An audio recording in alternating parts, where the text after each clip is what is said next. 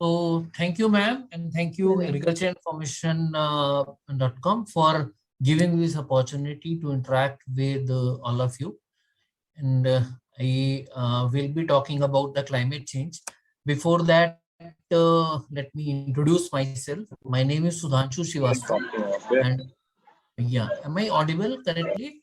Yes, sir, you are Yeah. audible. My name is Sudhanshu Srivastava, and I am working as a senior product manager in Bharat Certis Agri Science Limited. It's a Mitsui Group company venture and engaged in the agrochemicals and agricultural solutions in India. And I have got around 26 years of experience post my BSc Agriculture and PGDBM. So I'm looking after specifically the biostimulants and biological products here. And I have a long experience in nutrition management as well as similar fields. So coming to the climate change, the today's topic. So it's a very relevant topic, I would say, just before starting. So let us go on. So climate change, its effect on agriculture and strategies for its mitigation. So you see some of the headlines on your screen, which shows the effect of climate change in our own surroundings, the kind of uh, unusual weather, heat wave, warm winter, then extreme weather events. So these headlines are now becoming common. Uh, this shows that climate change is real. And what is climate change? Let us talk about it first. Climate change refers to significant and long-term alterations in the Earth's climate pattern, primarily driven by the human activities and natural processes. So climate change is natural, but the human activities make it even faster. So it leads to global warming, which is the major effect of climate change. Global warming is caused by the trapping of sun's heat due to excessive emission of greenhouse gases. And greenhouse gases are mainly emitted because of human activities such as fuel burning, agriculture, dairy, vehicles, industry, etc. Coming to the effect of climate change on day-to-day life. So one major effect of climate change is the rising temperatures, more heat waves, longer summers, extreme weather events like sudden rainfall, maybe 100, 150 rainfall in a single day at a small geography, melting of ice leading to rise in the sea level. That is a real issue. Many of the coastal areas would be submerged in the times to come. Impact on the ecosystems and the biodiversity. So there is a lot of impact on many of the species going extinct, many of the plants just not existing. So these kinds of impacts are there from a climate change perspective. Climate change is a huge challenge to agriculture, as we'll discover today. So consider this. Earth's average temperature has grown by 1.2 degree during the past century. It will further increase by 3 degree average by 2100. So in the past decade only, the temperatures of 45 degrees centigrade and above are now a common occurring. So we used to have 45 plus degree temperature once a while, but now it is a common occurring in most of the cities in the country. In 2022 alone, 280 instances of heat waves were recorded in India, leading to over 90 deaths due to heat.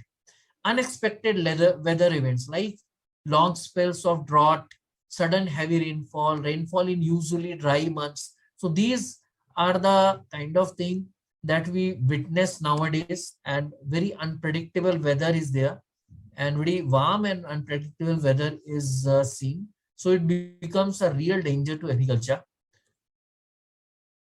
Now let us look at the yield perspective, how climate change is affecting the yield of common crops. So there was a survey there was a simulation study done by Department of Science and Technology. And here they found that if the current varieties are there, then wheat productivity will lose by 24% by 2050. Rice likewise up to 17%, mustard up to 10%, and potato up to 11% loss would be there from the current levels. But yes, we are assuming that the current varieties are remaining. Experts are working on the developing the climate resilient varieties and other methods to minimize and reverse this loss. So this will come under the mitigation when we talk about mitigation. Now, how the rising temperatures, specifically the global warming, how it is affecting the plant life cycle. We'll look at this. It disrupts the photosynthesis because if there is very high sunlight, then the chloroplast will also burn, reduces the water availability, the evapotranspiration will also increase, then the water availability, groundwater availability will also be a challenge, increases the risk of plant dehydration because of less water availability and because of higher temperature. It results in reduced growth, development, and even the plant mortality. Altered rainfall patterns lead to frequent droughts and excess rainfall. So droughts affect the water availability, nutrient uptake, and overall plant health, while waterlogging or flooding results in creation of anaerobic conditions, leading to plant distress, spread of diseases, and plant deaths in many cases when it is submerged for a long time. What the other effects of climate change include long-term hydrological cycles that can cause cropping patterns. I'll give you an example. The groundwater level in, say, places like Bardmer or in Jodhpur or Jaisalmer, the annual rainfall was less than 500 mm. Now the rainfall is very regular and a lot of changes in the hydrological conditions are there. Likewise, there are many places in UP or in Bengal, in Bihar, where the rainfall used to be very high, but now it is reduced. Then it can create a lot of distress in the water cycle, hydrological cycles, and it can cause cropping patterns to disrupt. Soil erosion because of flash floods and because of waterlogging, soil erosion would be there, and salinity will also be a consequent of climate change because of these conditions. Now we come to another aspect, that is stress. So abiotic stress is a direct outcome of climatic change. Let us park this sentence and we'll study it more. Experts are increasingly concerned about abiotic stress impacting crops. Climate change has further increased the abiotic stress factors. Let us first understand what is a stress, biotic or abiotic.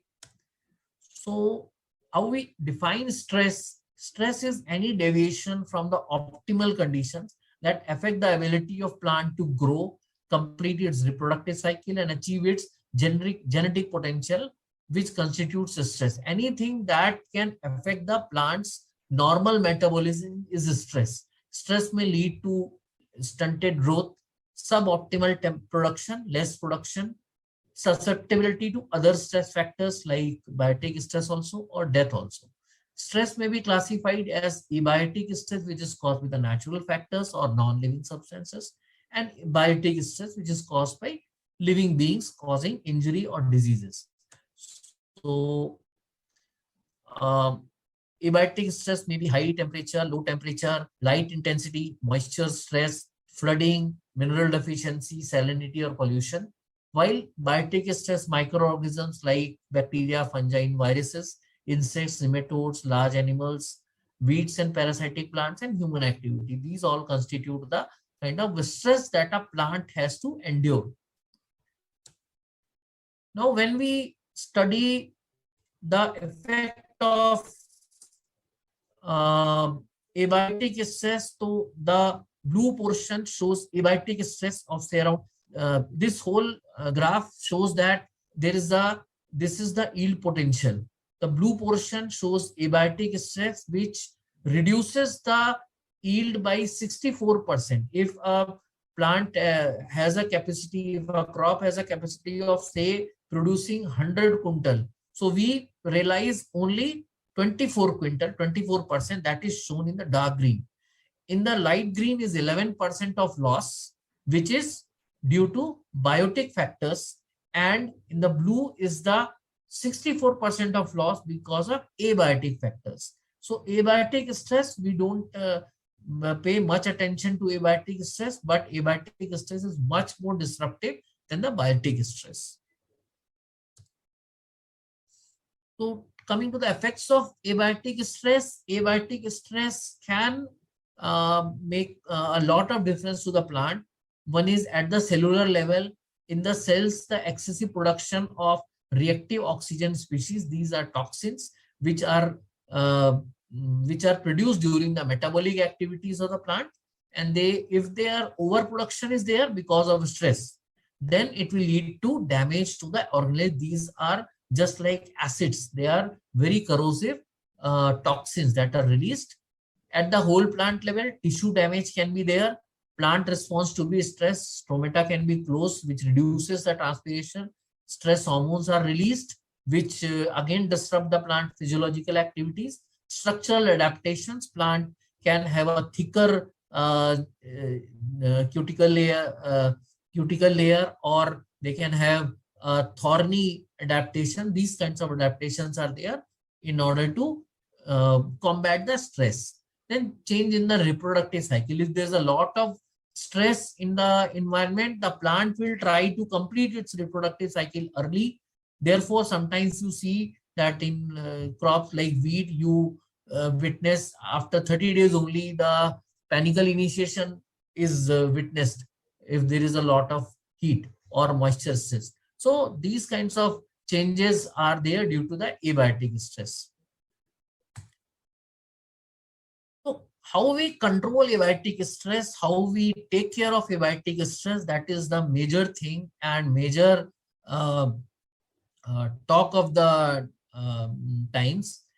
So to control the abiotic stress, a lot of work is being done by the experts on genetic level for creating tolerant varieties, which are maybe salt tolerant, which may be high temperature tolerant. All the major crops, the scientists are working on creating the tolerant variety and looking at the genes which induce the abiotic stress tolerance. Balanced nutrition. If the nutrition is not proper, that is always if the plant is not getting the proper food, it will be weak, and then it will be more prone to the stress conditions, maybe biotic or abiotic stress. Crop diversification, maybe because of the changes in the climate, changes in water availability, crop diversification has to be done. There's a lot of time talk of millets to be introduced instead of wheat and rice, and similar such interventions are there. An example I can give, in Haryana, the government is actively promoting the sowing of other than a paddy crop, just in order to reduce the groundwater usage in the agriculture. So this is also a kind of abiotic stress management, while we prefer a crop which is less prone to these kinds of stress. Precision agriculture, there's a lot of talk about drip irrigation, about say subsurface irrigation, and about sprinkler irrigation in order to reduce the groundwater usage in agriculture, and also to have a kind of nutrition at the time and the moisture at the time where it is needed, at the place it is needed. So precision agriculture is also becoming very important. There are a lot of technological inputs also coming into it. We are using the satellite data, we are using the drones and other things to have a more precision kind of agriculture, which can have a better management of abiotic stress. Physical protective structures like mulching, or say shading, or maybe having a, you can say, multiple height cropping. Do these kinds of physical structures can be helpful in reducing the abiotic stress. And then incorporation of stress management products such as biostimulants in the crop protection schedule. Since I have a long experience in biostimulants, so I'll talk more about this also. talking about biostimulants, biostimulants are an emerging weapon against the abiotic stress.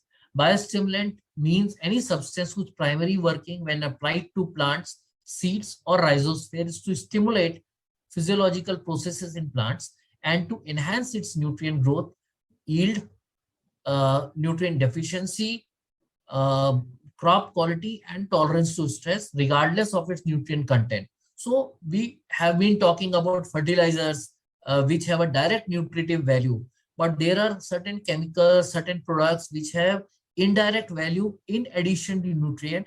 They stimulate the plant physiological processes and they stimulate the plant in order to tolerate the stress. We'll look at how it is done. So this is a definition which is given by Government of India to biostimulants. So how biostimulants can help in stress management? So biostimulants can help in stress management by faster root development. If the root system is better, then the plant will go deeper and more widely to scout for water uptake and nutrient uptake. So the plant, if it gets more water and better nutrient profile, then the abiotic stress can be managed.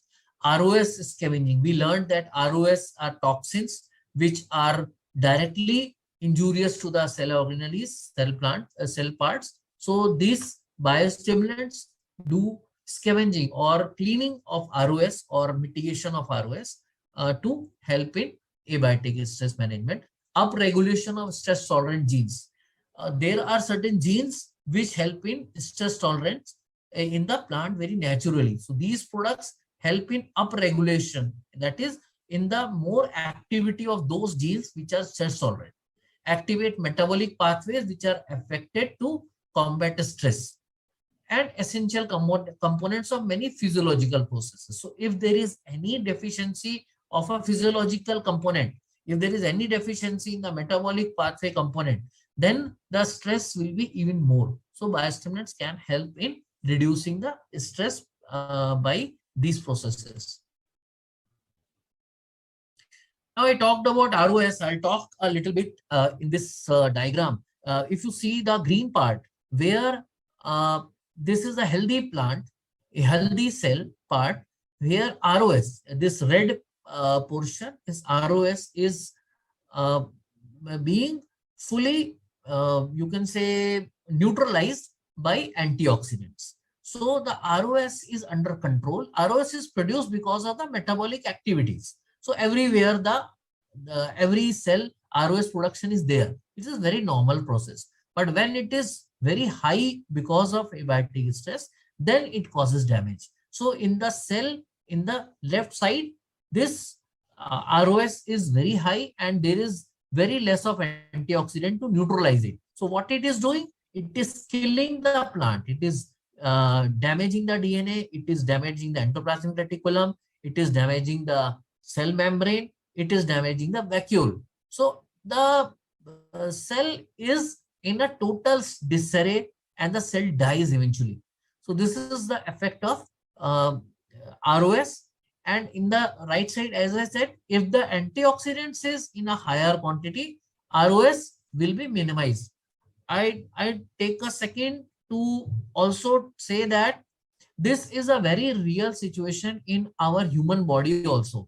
That is why you would have seen that lot of stress doctors are putting on having antioxidants, having green vegetables, having fruits, having beta carotenoid and other things, so that the antioxidant level in the body neutralizes the ROS production. And ROS is known to be responsible for more than 150 types of diseases, including so many types of cancers also.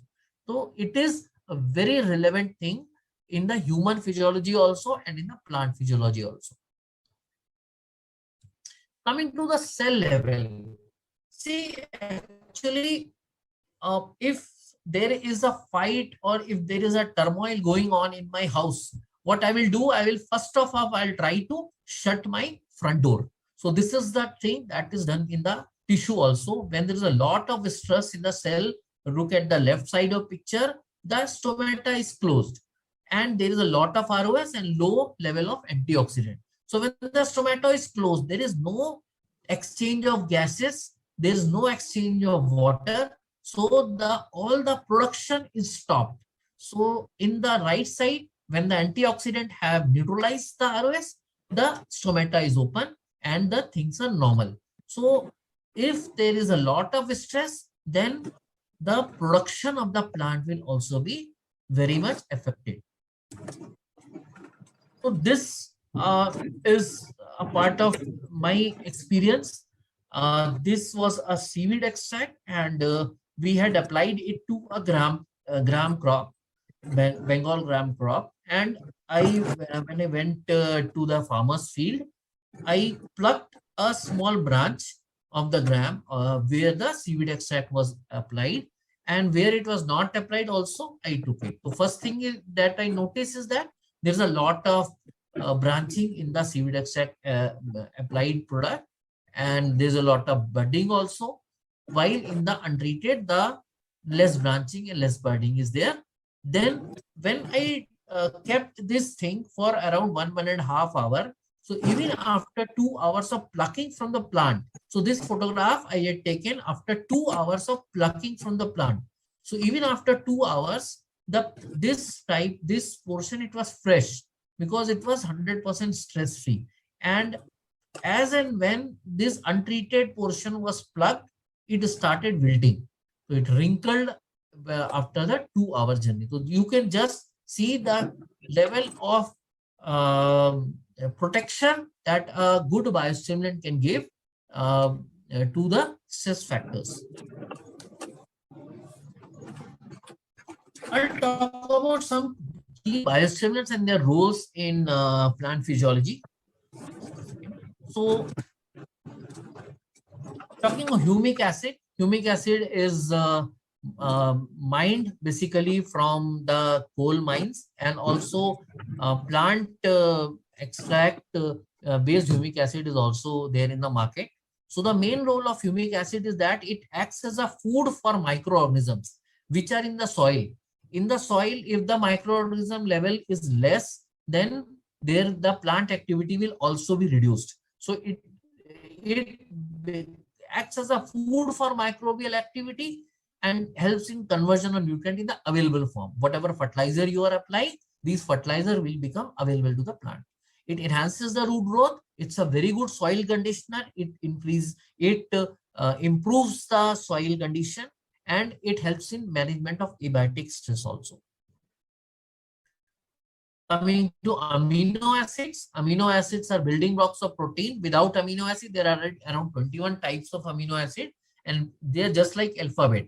So if you take out a few alphabet, you cannot say so many words. So just like that, if the amino acid is not there, many types of protein will not be formed. And protein, as you know, are the building blocks of the body and the enzymatic system. So amino acids are essential. They are also very important for stress management because they help the plant in maintaining the water balance, and it also protects the cell structure under the stress, acts as a metabolite also as a part of many physiological activities. So it's very important for stress management. So seaweed extract or cold water kelp.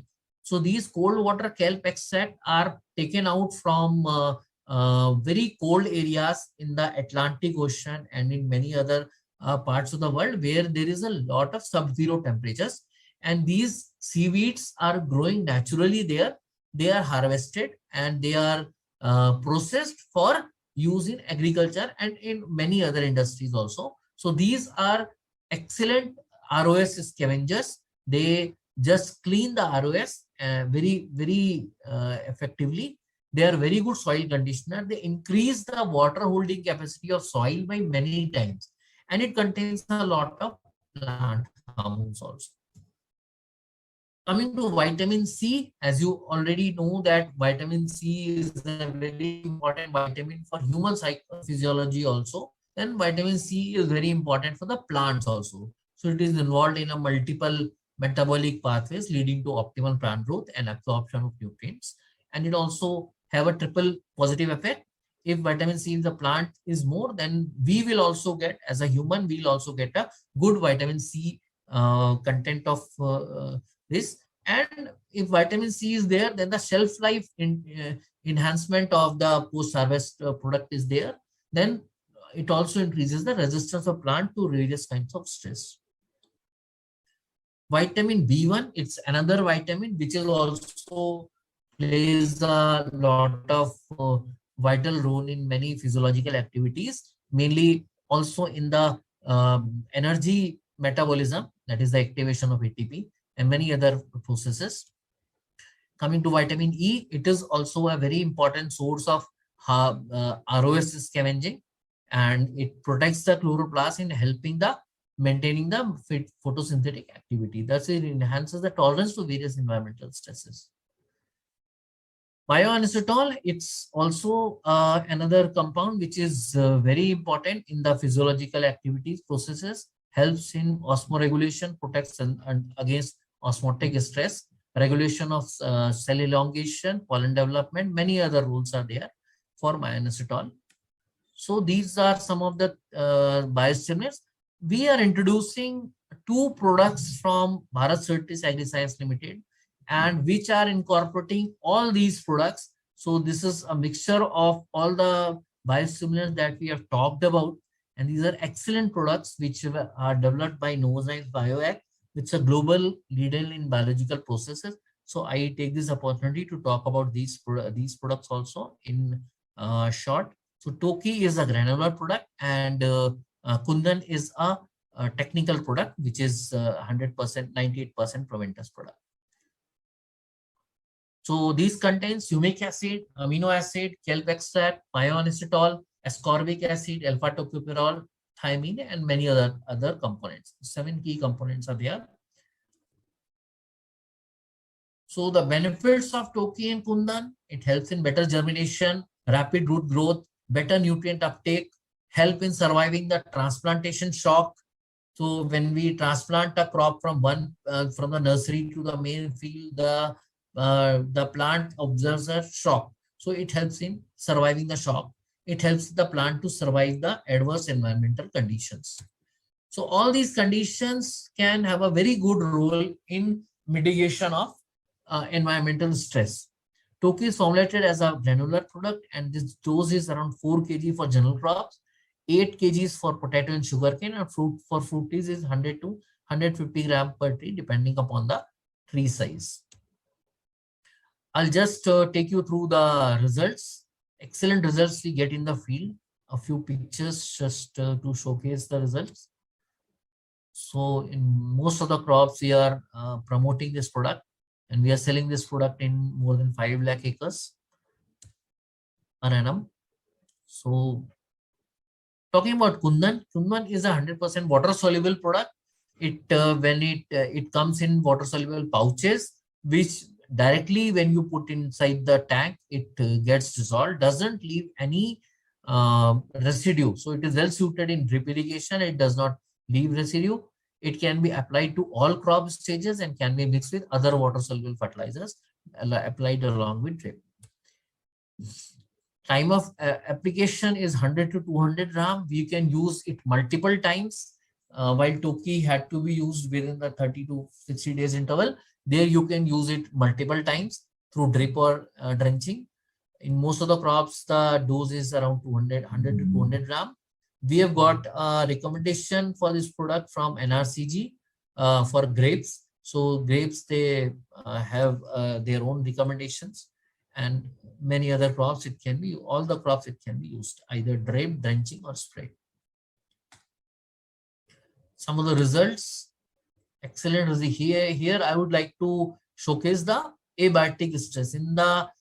Actually there is irrigation in both the fields. In the left side, untreated, this is a photograph from Gujarat, Botad, where the 45 plus degree temperatures were there. The cotton plant was unable to survive.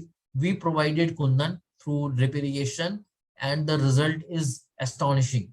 So this shows that even if there is irrigation, there is water, if there is high temperature, there is a lot of heat, there's a lot of sunshine, then the crop growth is very much stunted.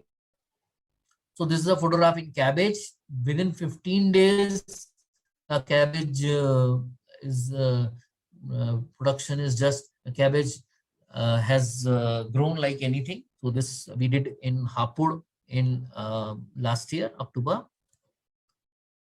We also had excellent results in fruit trees such as banana. As you see in the Kundan treated, there is a early emergence of the cigar leaf and a much better profile, and the root system is also much better developed.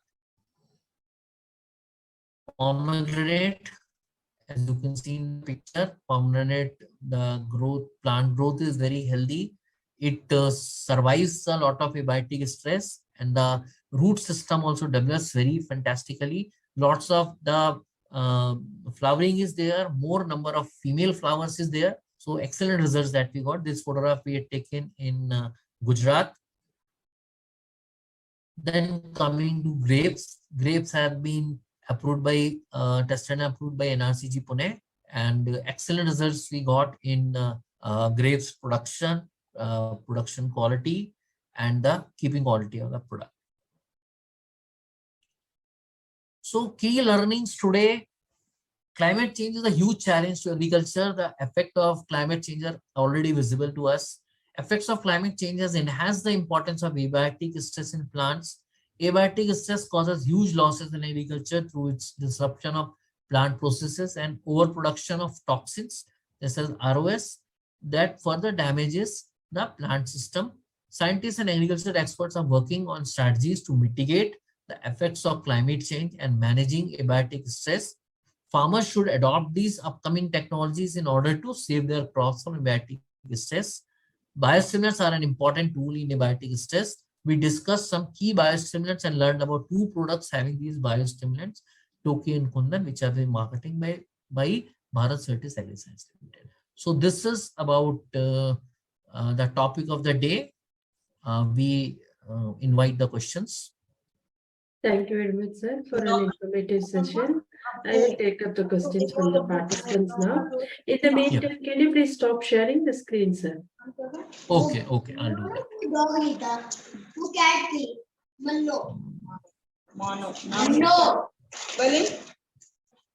It is stopped? Yeah. Thank you very much, sir. I'll take up the questions now. The first question is, what is the relationship between climate change and water resources in agriculture? And how can water efficient farming practice be encouraged? See, actually, as I said, climate change can lead to a drought situation and sudden weather changes. So the overall precipitation also reduces. Then evaporation as well as transpiration also increases. So the water resources become less and less available. And yes, precision agriculture, as I said, is the main thing that you can do. Also, use of biostimulants can help in enhancing the root system that can capture more and more moisture and better development. So that can also reduce the abiotic stress tolerance incidence. Okay. Are there specific crop varieties or livestock breeds that are most resilient to climate change, and how can they be promoted? I don't have that data right now, and many varieties are being in the stage of development. Right now, there are very few varieties. Many of the traditional varieties, like say in wheat, K68, which was a very old variety, and the dryland agriculture, all the dryland agricultural varieties are there, which help in abiotic stress tolerance. And number of varieties are being developed. This is the currently the main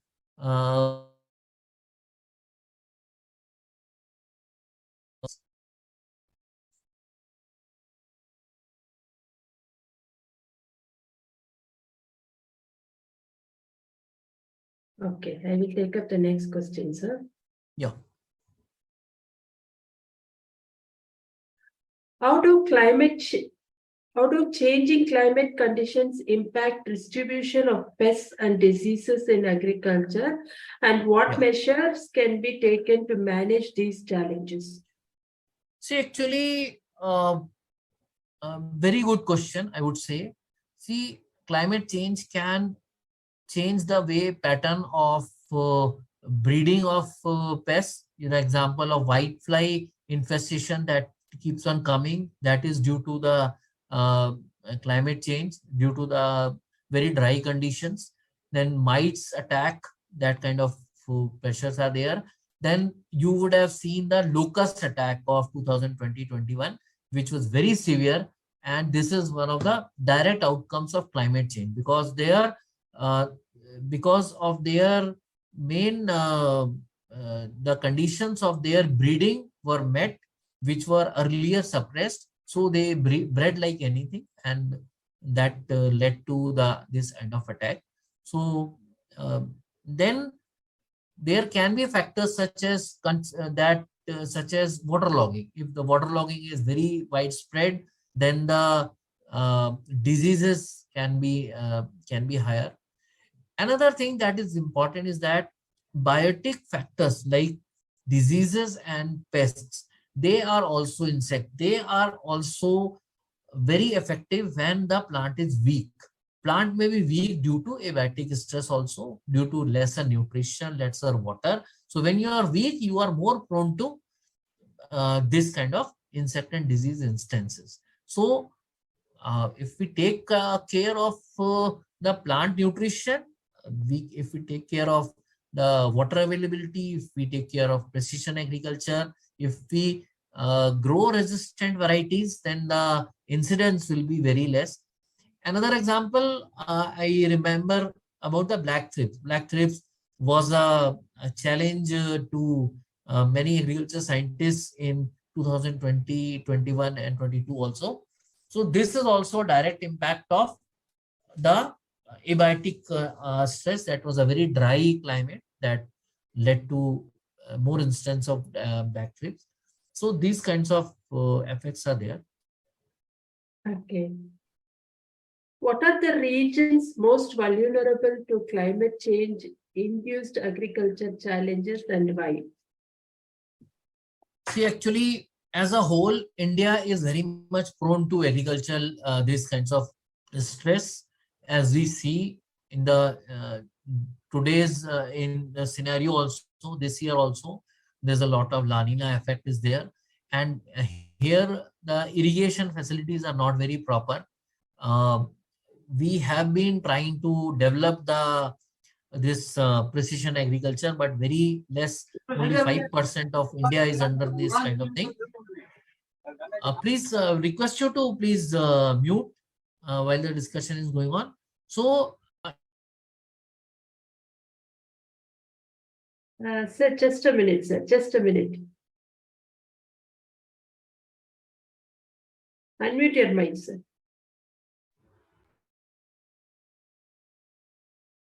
Sir, please unmute your mic, sir. Your mic is muted.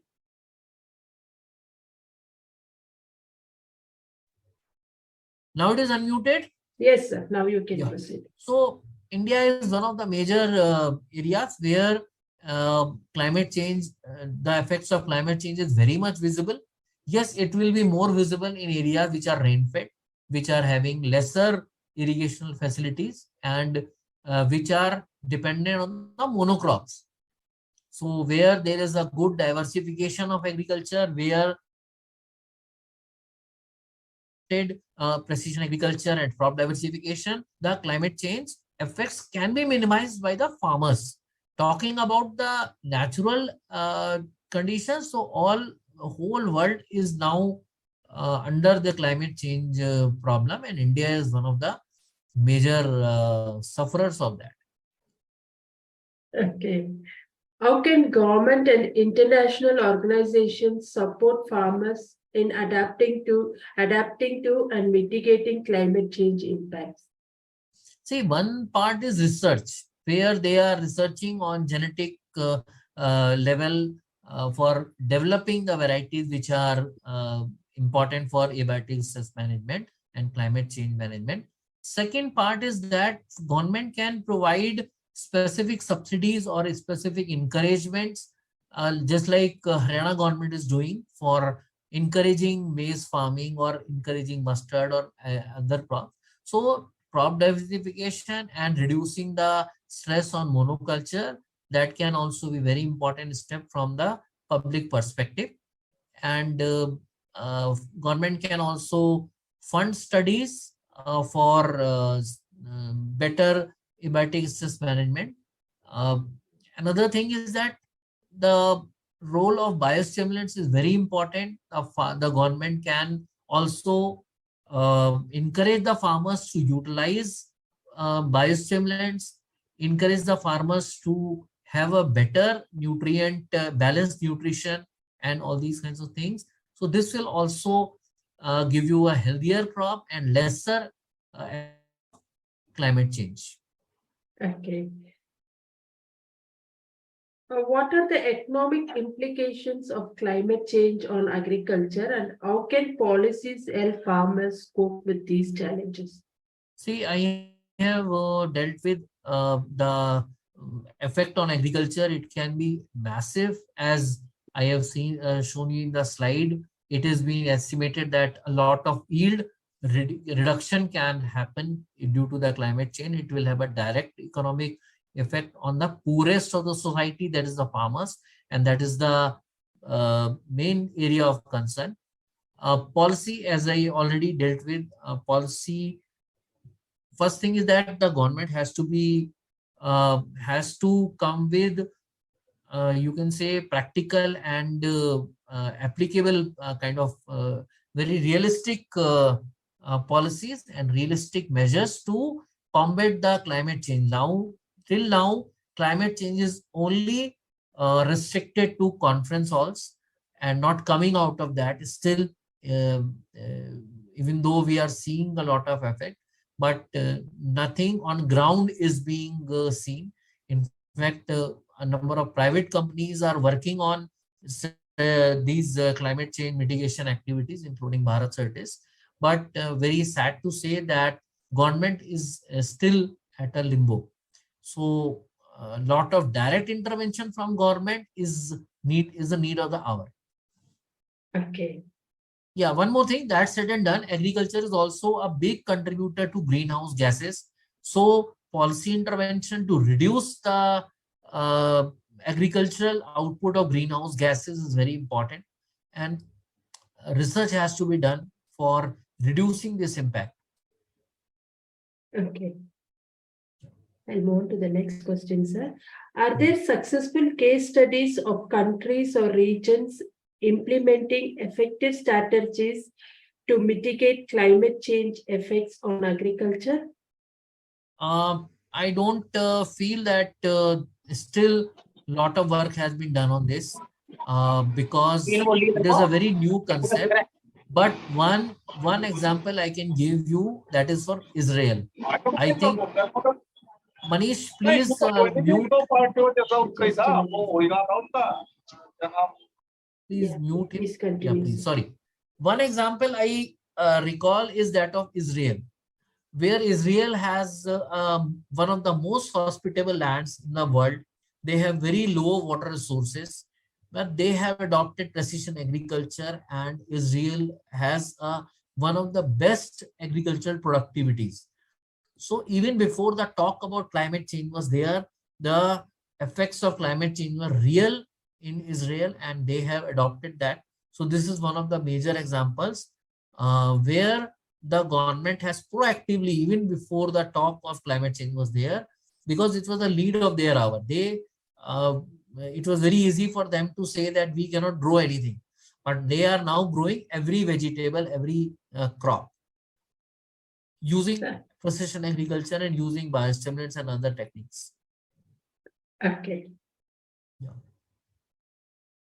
How can consumers and the food industry contribute to more sustainable agricultural practices in the context of climate change?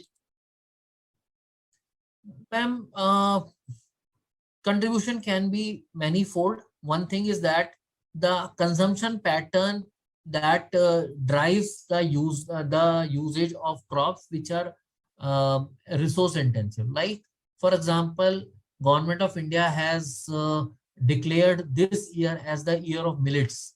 So if the consumer starts consuming more and more millets, it will be healthier for them, and also it will be less invasive or less detrimental to the climate, and also it will motivate the farmers to grow more and more millet to diversify their usage. Likewise, say example mustard. So in say by around 2-3 years back, up to 2-3 years back, in the north there was a dearth of there was no mustard cropping. I remember that not even a single acre you will find in Punjab or Haryana. Now, since the demand for mustard has increased in the post-COVID time, the customer has started demanding for mustard. So now the farmers are forced to grow more and more mustard. So customers are the key drivers of agriculture, I would say. So yeah, long way to go, because the government has to educate them to use these things. But yes, customers will be the key drivers of uh, kind of getting those products which are environment friendly and climate friendly.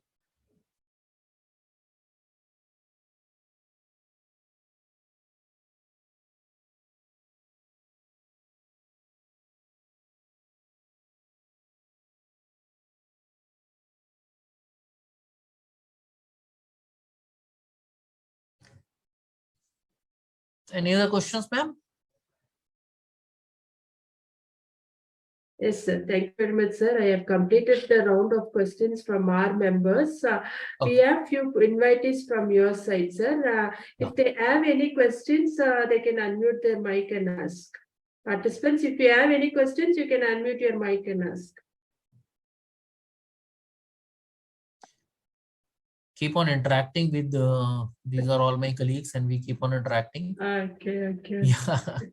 I think they don't have any question, or maybe they'll contact you later, sir. Okay. Yeah. Sure. Thank you very much, sir. On behalf of agricultureinformation.com, we like to thank Mr. Sudhanshu Srivastava for the talk and for answering the questions.